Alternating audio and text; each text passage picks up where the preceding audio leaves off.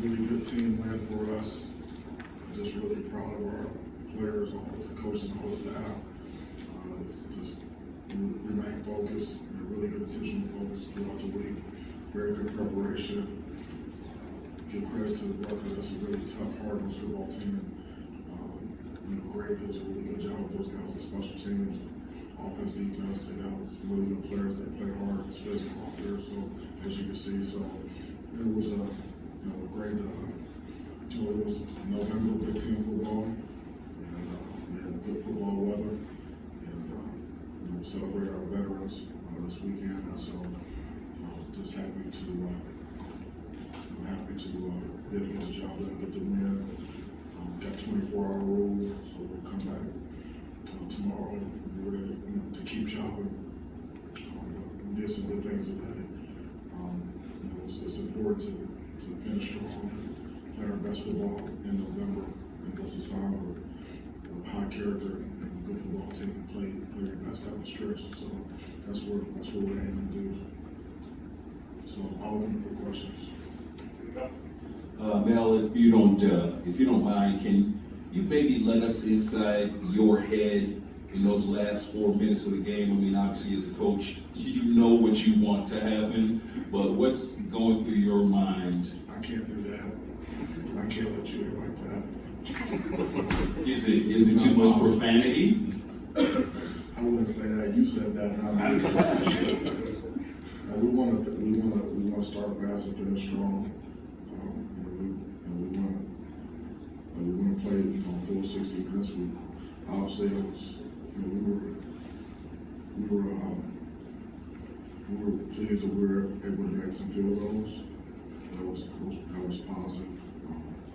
We were able to recover an onside kick. It was very positive. And obviously we don't want to let them score at the end, and obviously we have to go out and score touchdowns. And it didn't happen, so that gives us something to work on. So. Now you mentioned it being kind of a typical November football game. I think 82 rushing plays and more than 400 yards on the ground.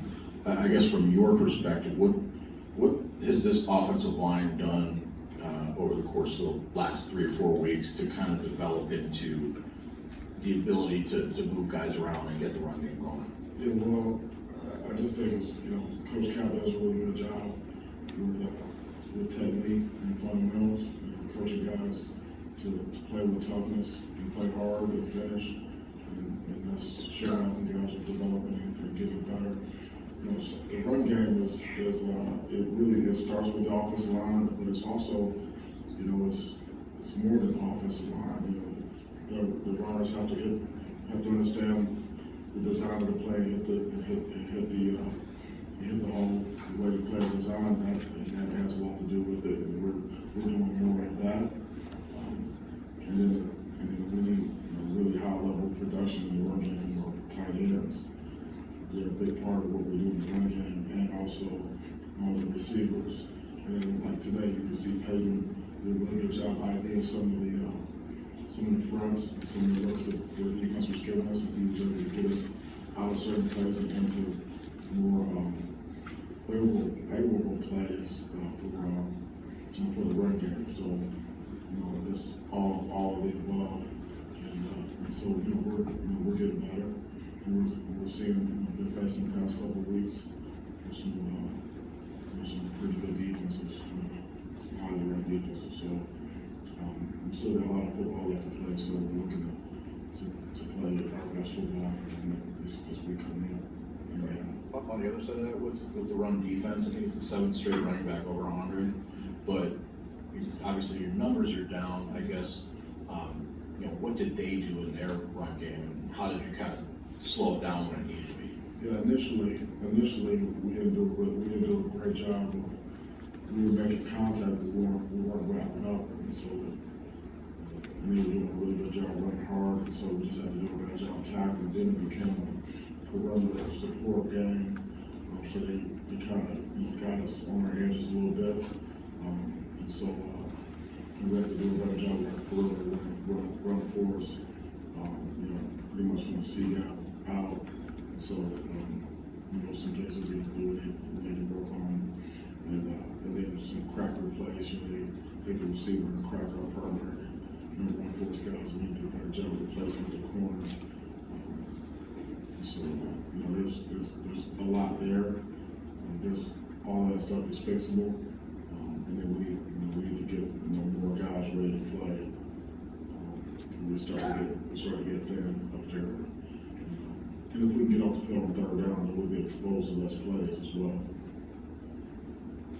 You mentioned the tight ends, and it seemed like you guys featured them more today than you have in some other recent weeks. And I'm wondering if that was a concerted effort based on something you saw, or if that's something sort of philosophically or based on their talent you wanted to take advantage of more this season, and that's why it played out the way it did. Yeah, so we knew the tight ends would be a factor in the passing game. This week based on some of the things that they were trying to do. And obviously they're trying to take away some of our receivers, our wide receivers, but obviously backs and tight ends can be very effective in the passing game. We have good tight ends. We have really good design. Coach Johnson, Jay, and the rest of the staff, they put together a really good game plan, to take advantage of what we thought we could get in the passing game and make sure that we moved the ball around, and we took what the defense was able to give us, what they gave us, and Payne did a good job finding those guys. So we have a lot of flexibility in our offense to get the ball to our backs, tight ends, and our receivers, and also the quarterback run game as well. So it's really good game plan, good execution, and we still have room for improvement. Now, no turnovers today by either team, but they did have 14 penalties. How much does it change things for you defensively when they're always behind the sticks, and imagine you don't spend a lot of time on 3rd and 29s? Yeah, well, how many penalties do we have? 14 for 107. Yeah, every 100 yards of penalty is like a touchdown. So, and then when they're behind the sticks, that's obviously better for us, and get them in some obvious passing situations, so we can get into some more of our schemes to take advantage of some create some one-on-ones and pass rush and things like that. They had a couple third down runs that hurt us, so that's something that we need to address. But yeah. We get tackles for loss, or we can, back them up and get behind the sticks, and then we can, it's hard. Penalties on offense are drive killers, and we know that, so that's what happens. One other thing, it looked like Berger and Broussard had jump, really finishing runs. Are they healthier than they've been? What's the difference with them at this point of the season? They're just running hard, and we have room in the running game. We're with Elijah's, he's been able to get in there, and he was effective in the screen game today. So we guys just playing hard and executing the game plan. There's no real significant difference in these guys in terms of physically, what they are, what they were today as opposed to what they were last week or the week before. Hey, Mel, in the middle here. I was wondering if you just how big you think the Jacob Slade's blocked field goal was there in the fourth quarter, because it looked like they were, obviously pushing back on you guys. Yeah, so that was huge, and we talked about that all week about being able to get some push inside on their guards, and we've been close in some other games this year. Even recently we've been really close on blocking some field goals, some extra points. We just didn't get them, so it didn't really show up. But we were able to show the guys that we were just really this close from getting a hand on up the middle. So we saw some opportunities inside, and we knew that if we got in those situations, we could get some push, and we would have a chance to get a block. And we knew that that was going to make a difference. focus in the game. Because we knew it was going to be a close game, and prepare for a close game. And we knew that, an extra point, block extra point, or, block field goal was going to be huge. And that one right there was a huge play in the game. And that's just playing with effort and toughness. 6 seconds of play, not taking anything for granted and getting after it. So it was really good execution and really good toughness. Right, Cal Halliday had 20 tackles today. When you see that kind of stat line, what's your reaction? What does it say about that type of player? 20 tackles, that's a lot of tackles. So he's going to have to get his feet up tonight and rest up, hydrate, and keep ready to go. That's a lot of tackles. And so, he had a really good game last week. And, he's all over the field. He really doesn't leave the field. He also plays on special teams. So, he's obviously one of our best players. He's very, very productive. He's having fun playing the game. He's a leader, like in his own right.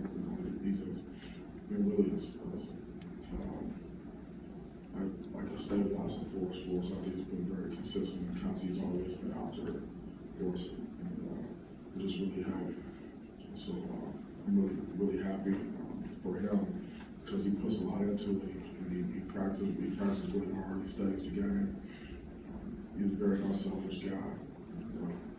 And obviously he's a player. He made plays a year ago. He continues to do it. Mel, Jake was just in here. In fact, Yeah. Jake was just in here talking about the new approach you've been having with the kickers and distracting them. How have you seen Ben respond to it? Who told you that? Jaden, Reed. Jay Reed? Yeah, should you not have said that? Yeah, we had an open competition this week in practice for field goal kicking. So, normally at the end of practice when we kick field goals, we have like offense there, we're doing ball security and things like that. But this week we just had everyone up, and we just got after it, had a lot of noise, put a lot of pressure on those guys, and we kind of had an open competition, which was good. It was really good. Guys had, it's important. Like all of our guys know like how important the kicking game is, and so on the sideline you could hear the guys like really excited and celebrating like when we made those field goals, because we had a little bit of a tough time with that all year, and those field goals were big for us. We had confidence that we can make them as well. Good snap, good hold, good kick, good protection, good operation. Two more, Steven and then Chris to wrap us. Mel, a week after sort of like an emotional big-time win for you guys down there, you were shorthanded, you're still a little shorthanded, you got some injuries today, just all that's happened, and you guys sort of kept them in a chase position. It seemed like there was sort of a maturity and an eye on the ball type of thing from your team tonight. Just how pleased were you with that, and did you sort of sense that coming in, and just what does it take, what does it say, I guess, about this team to have that high last week and just sort of maintain a workman-like type of approach from what we could tell today? Yeah, it's important not to get too high, not to get too low. Thank you. Because it's all about consistency and performance. And so, like I said, the guys are, they gained a lot of experience this season, and have remained focused and block out the noise. And we, the guys understand like it's about how we play. It's about how we focus. It's how we prepare. It's how we execute. Discipline, toughness, and being unselfish. And then staying neutral in our thinking in terms of just understanding, hey, here's the situation. This is what we need to do next. And to do that, it takes a lot of mental toughness. It takes a lot of intensity. So. Our guys are very, very focused. They're very intense in everything that they do and work with a sense of urgency.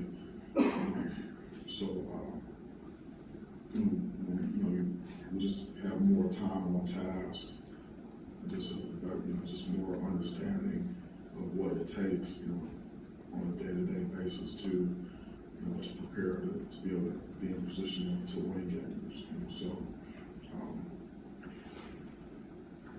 what you see is what you get from our guys. I mean, we're not surprised by what we're seeing from our guys because we just we see them every day, and they just go to work and keep their head down. We become a tighter, group, tighter organization. Like everyone's coaching for each other, playing for each other, and just really blocking out the noise and moving forward. So I think that's what you're seeing. Those guys are just always just keep chopping, just taking the next step, not getting too high, not getting too low, understanding that, it's all about execution, and this standard like over feelings. It's more, we have to perform to a standard. It doesn't matter like how we feel at a particular time. It's just what needs to be done, and let's get out and let's figure out a way to get it done. Does that resonate more and maybe even feed off itself a little bit later in the year when you can circle back and you guys have won 3 or 4? Because I know the message was still pretty similar when you guys had lost 4 in a row. And when you can keep saying the same thing and now the result is different on the back end, does it sort of feed off itself and resonate and ingrain itself, I guess, Yeah, I think so. I mean, there's it seems like it's cliche, but like there's not that much difference between winning and losing. Like in sports, like in football, especially, so it's literally a game of inches. One play here or there can make the difference in a huge difference in the outcome of the game. Momentum plays, you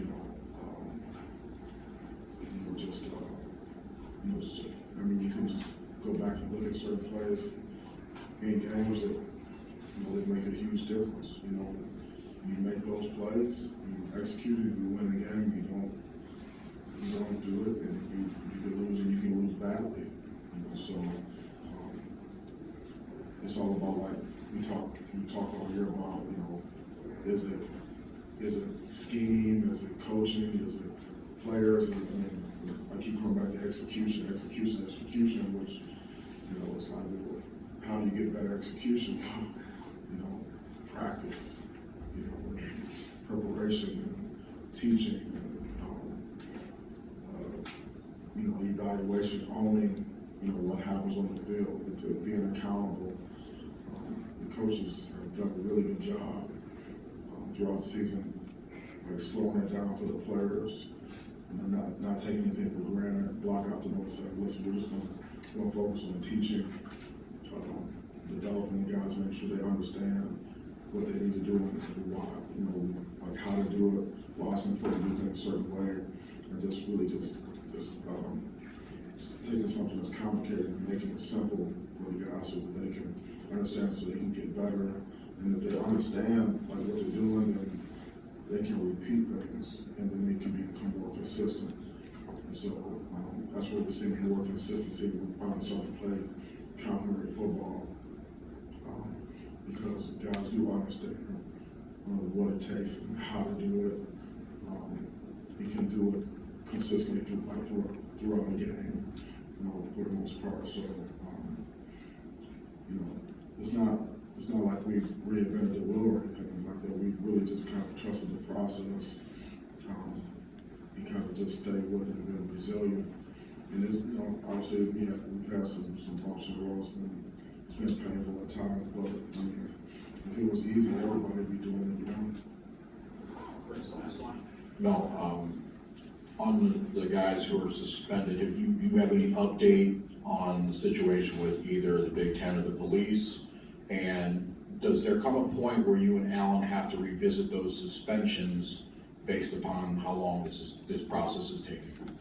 Yeah, well, I don't have any updates, and like I said, these guys will be suspended until the investigations taking place, and then at that point we will regroup.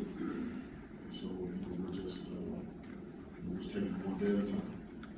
But these guys, obviously, their clock is running for some of them with their eligibility.